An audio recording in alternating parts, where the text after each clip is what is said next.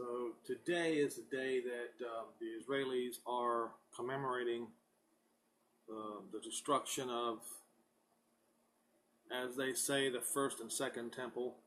It is my opinion that Zerubbabel's temple was the second temple and Herod's temple was the third temple. But that's not the point that I want to try to make today. The point that I want to make today is I believe very soon now there will be no mourning over the temples.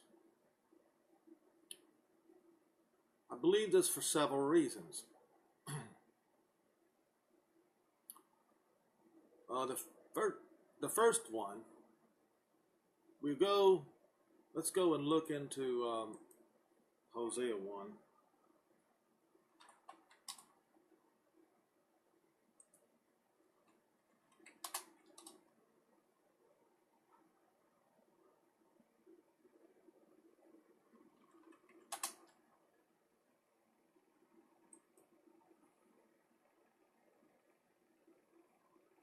And don't forget, folks, Hosea is a form of Yehoshua.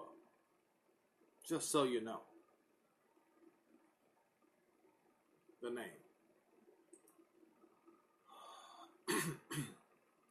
In verse 1 of chapter 1, the word of Jehovah came unto Yehoshua, how it should properly be said, the son of Beri, in the days of Uzziah, Jotham, Ahaz, and Hezekiah, kings of Judah. In the days of Jeroboam, the son of Joash, king of Israel.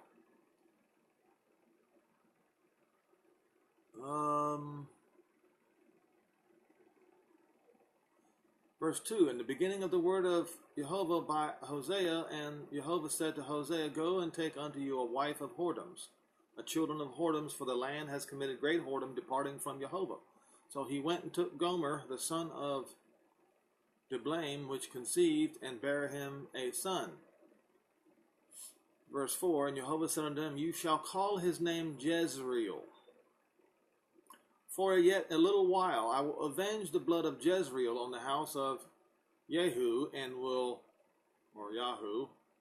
will cause to cease the kingdom of Israel. The kingdom of the house of Israel, that's the northern 10 tribes.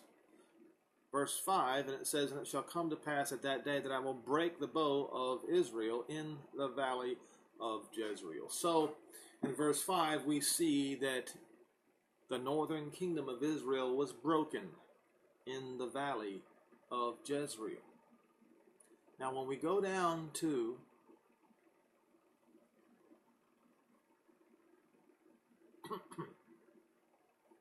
verse 8, see, this whole chapter goes from beginning to the end. From the beginning of Israel's iniquities, not the beginning of their iniquities, but the beginning of their end.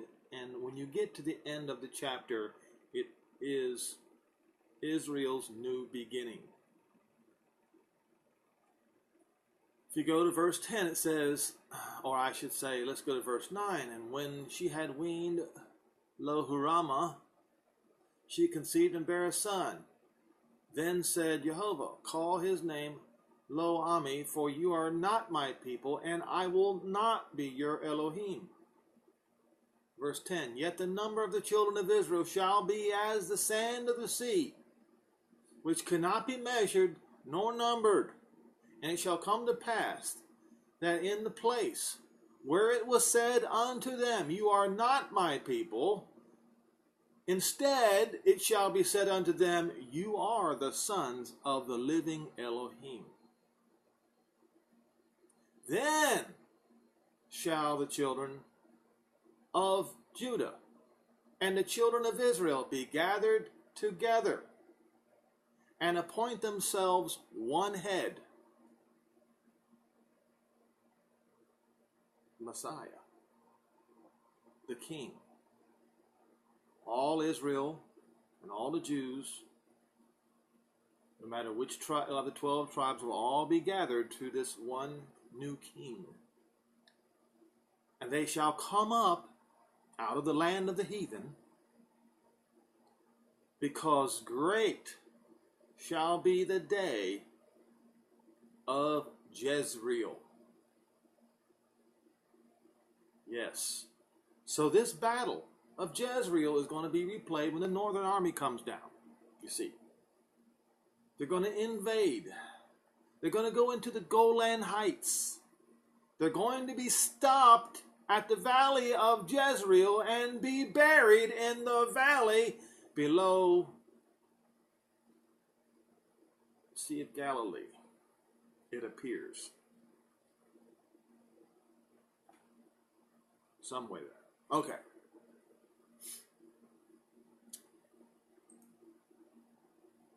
So, I want to show you something.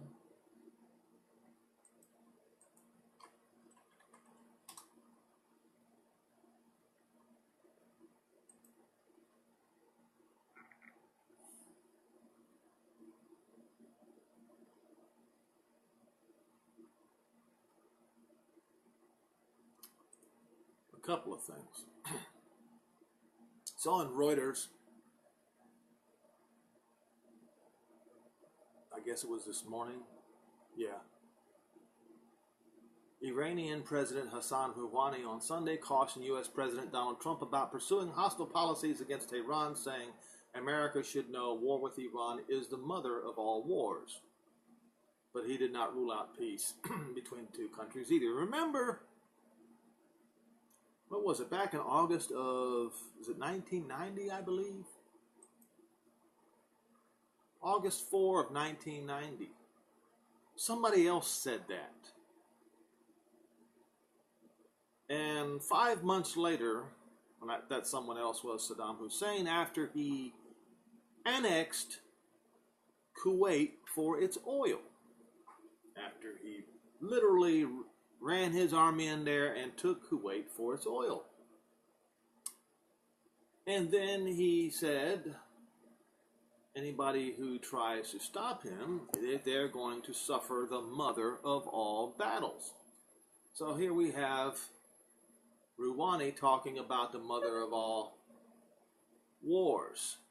And of course, Desert Storm came 5 months after Saddam Hussein's mother of all battles. Now, remember, Iran's invasion force is where? In southern Syria. Now, just a reminder to everyone that total oil sanctions on Iran will come into effect November the 4th. This is going to change everything in the Middle East and around the world, so we need to get our houses in order. The timing is not lost on me personally for a few reasons. Number one, it's 2 days before Election Day. Now, I don't know what that means, but like I said, it's still not lost on me.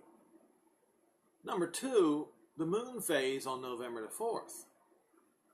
Now, the folks in the military understand this. Go take a look.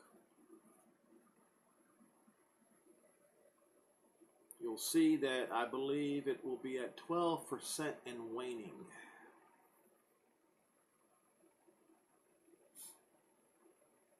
And the third one, 28 days before a date. Please understand, I'm not saying the date, I'm saying a date. I don't know what year it is, but the date is appointed for the destruction of the nations in Haggai 2, verse 22. I have mentioned that many, many times, but I can't tell you what year it is, but it does say it's on that date.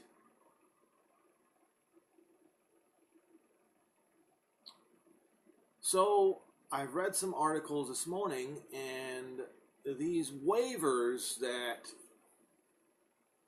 are claimed to be passed around to certain nations are not going to happen. What I mean is for buying Iranian oil.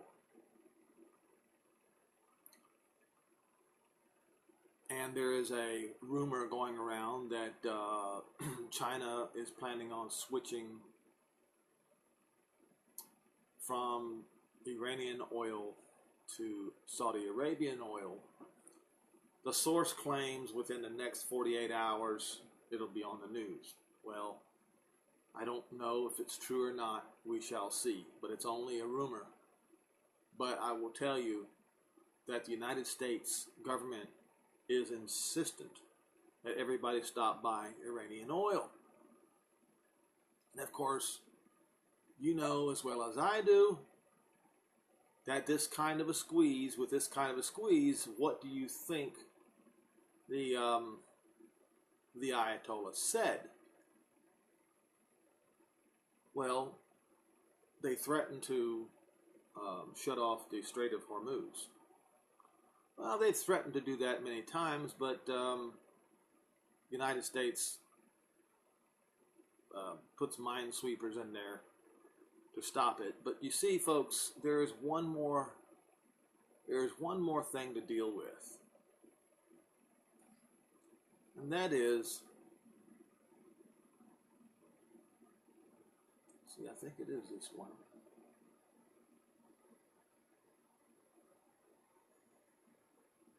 Well, I'll read this first, but then I need to find that particular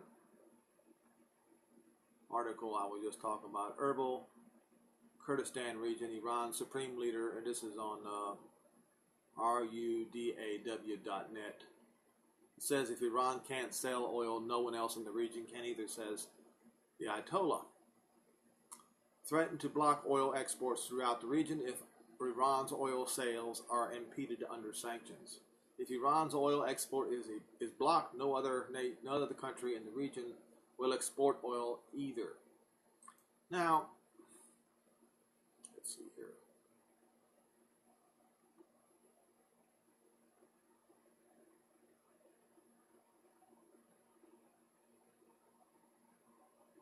Got to find this other. Here it is. So this particular article is on the Asia Times. Oil bonanza in Golan may help grease wheels for BRI.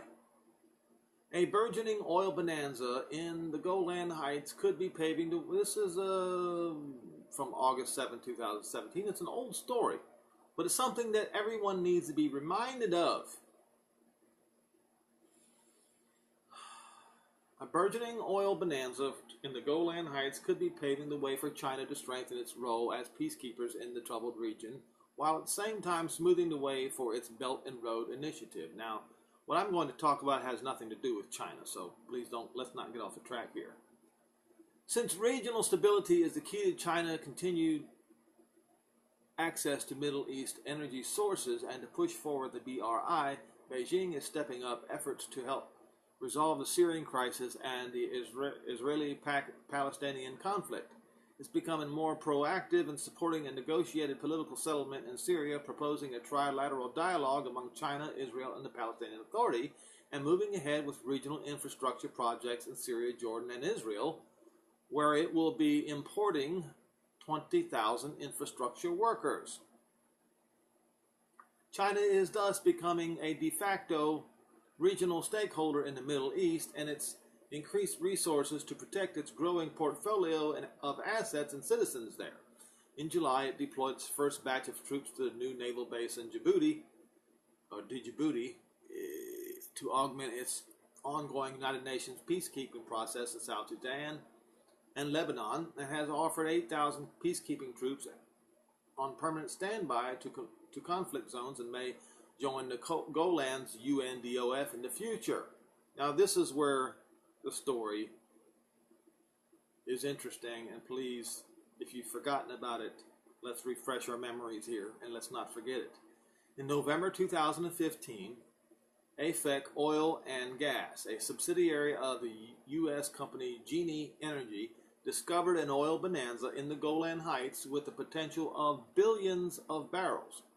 In an interview with Israel's Channel 2, AFEC chief geologist Yuval Batov said the layer was 350 meters thick which is 10 times as large as the average oil find worldwide.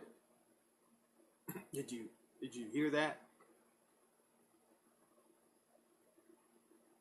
10 times larger than the average oil find worldwide.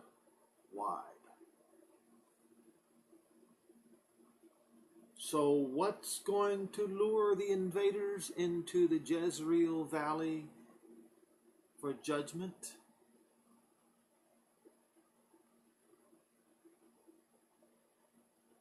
Real estate.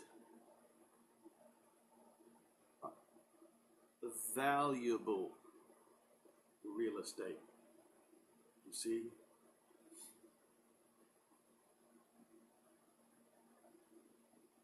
And I must finish this particular video hearkening back to Haggai 2.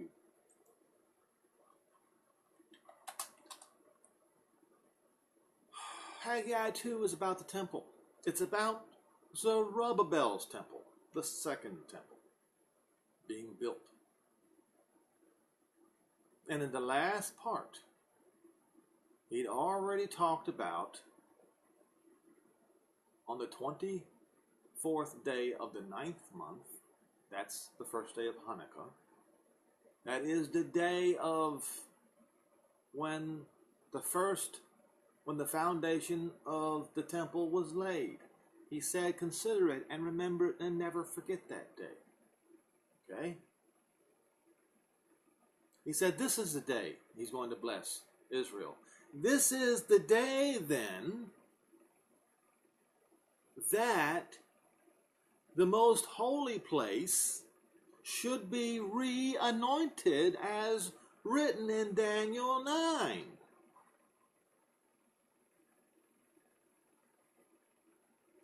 Let's go there.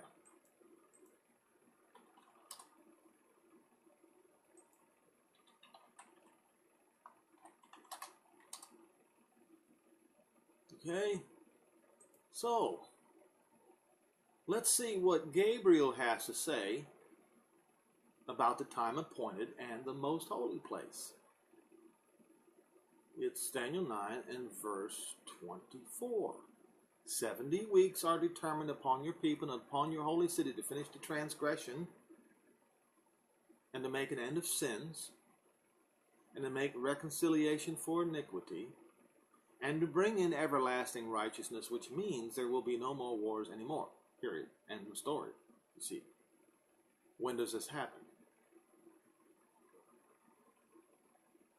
And to seal up the vision and the prophecy and to anoint the Holy of Holies, the most holy place. It is on the Temple Mount. That's when it's going to happen. So, understanding this, let's go back to Haggai 2. And we just read, on that day, that's the day, 24th day of the 9th month, concerning the temple, as written in the whole chapter of Haggai 2. Okay? That's the day when the holy place, the holiest place, is going to be re-anointed. Verse 20, and the word of Jehovah came to Haggai in the 24th day of the month again, saying, speak to Zerubbabel, governor of Yehuda, and saying, I will shake the heavens and the earth, and will overthrow the throne of kingdoms, and I will destroy the strength of the kingdoms of the heathen. And I will overthrow the thrones of kingdoms. I will destroy the strength of the kingdoms of the heathen. I will overthrow their chariots and those that ride in them. And the horses and the riders shall all come down, every one by the sword of his brother. In that day, Saith Jehovah of hosts, I will take you, O Zerubbabel, my servant, the son of Shealtiel, saith Jehovah, and I will make you as a sign, for I have chosen you, saith Jehovah of hosts. So what we see now is this. We know what the location is going to be. It's written in the last part of Hosea 1. We also are reaffirmed by this in Ezekiel 38, because the mountains of Israel are in the Golan Heights. Bashan is mentioned. They're going to invade through the Golan Heights and come down to the Jezreel Valley for judgment. And we know that it's going to be on Hanukkah.